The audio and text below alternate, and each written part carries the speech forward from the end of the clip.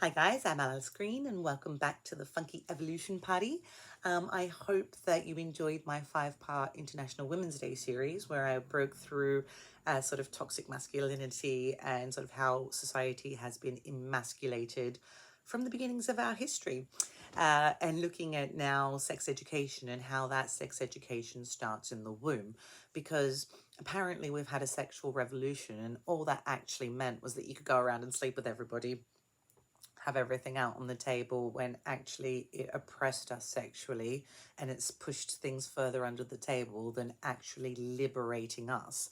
So today I'm going to talk about really where sex education starts, how we can start to introduce new techniques for sex and sexuality so the future generation doesn't end up as shamed, confused, sort of unwanted pregnancies, things that really should have been addressed by now. But sadly, things are getting worse.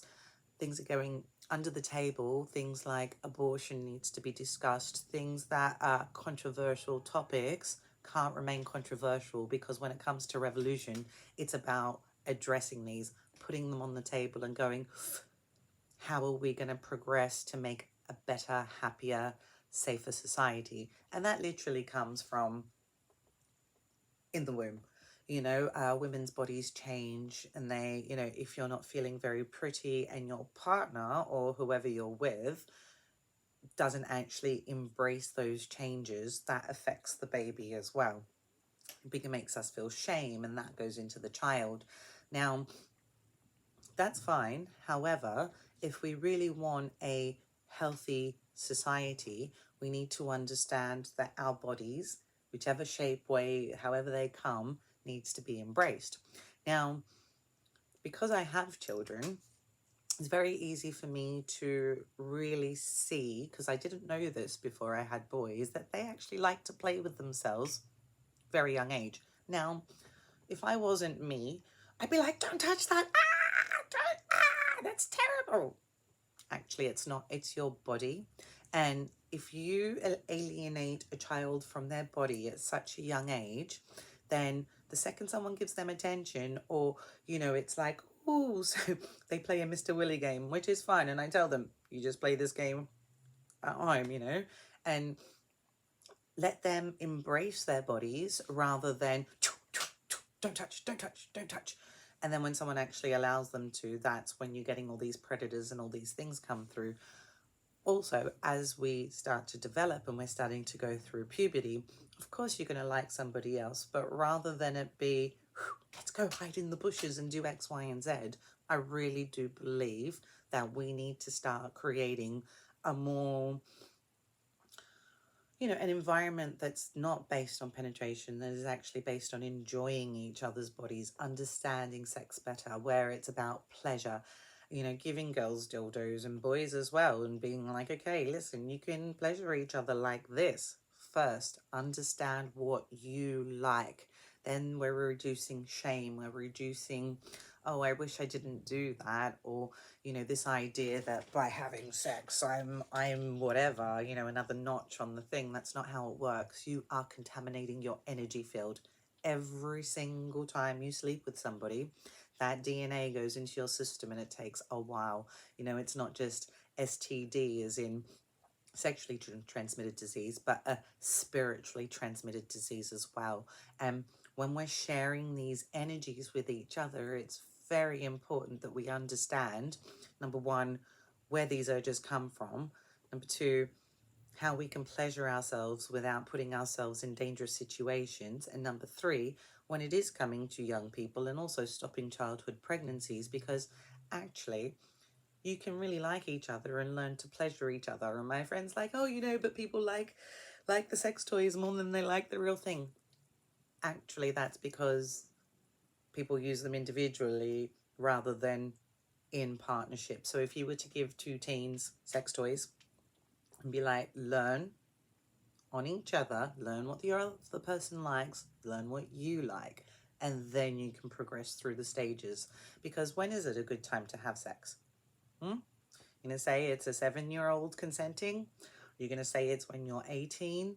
Actually, Love comes in many different forms, and so does pleasure. And in order for us to really look at sex education, and it's not putting in front of my child's face, drag shows and X, Y, and Z, or, the changing your body in order to be sexually liberated. Actually, no, that is not liberation. Liberation comes from appreciating your body, your organs, why they were created, and how you can maximize on your pleasure just by actually stopping for a second, getting out of this head of, oh, I need someone to like me so I feel better about myself. It's not how it works. You will get used and abused and left behind. What you need to understand is that your body has to be explored by you and by your partner, because this tradition of wham bam thank you ma'am, and oh, I'm just going to sleep with this person and that person and that person, I'm going to feel really good. You're not. It's empty. It's a society telling you that you're worth something, when actually the worth comes from you really enjoying your body, your pleasure systems, and figuring out with a partner how you can really get to know each other's bodies, get to see what the person likes and doesn't like, rather than being like, oh, I'll just let you do what I want because I'm too scared to say something. We've got young people, again, going into bushes, getting pregnant, and with all these abortion laws, what happens to these babies?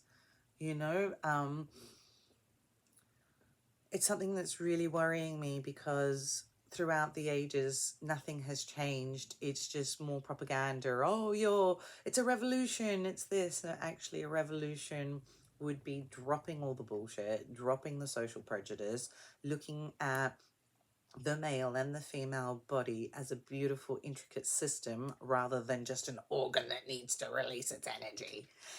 Um, I'm not going to go into too much detail, because I think we are all aware that the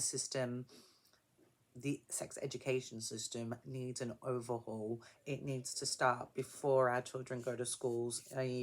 You're allowed to play with your body, just don't let anyone else touch it.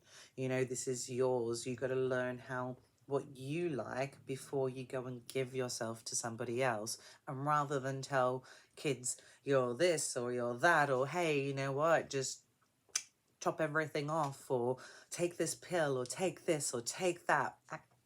None of that is going to fix the problem. What will fix this is if we tell children, this is your body, this is how it works. Use this before you give yourself to somebody else.